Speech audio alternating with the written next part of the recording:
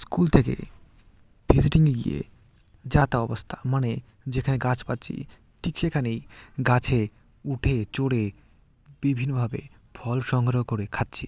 কারণ রাস্তার ধারে গাছগুলো পেড়ে লোকে যেরকম ছাড়ে না, আমরাও ঠিক ছাড়তে চাই না। এছাড়াও আমাদের যখন গাছ ছিল, লোকেরাও ওই রাস্তার পাশে গাছ থেকে এভাবে ছিঁড়ে পেড়ে খেয়েছে। আমরাও তাই বাড়ি বাড়ি ঘুরতে গিয়ে ঠিক এভাবে খাচ্ছি আর খাবো। আর এখনও টিনের পুরনো দোতলা বাড়ি ঠিক দেখতে পাওয়াটা অনেকটা হঠাৎ চমকানো মতো।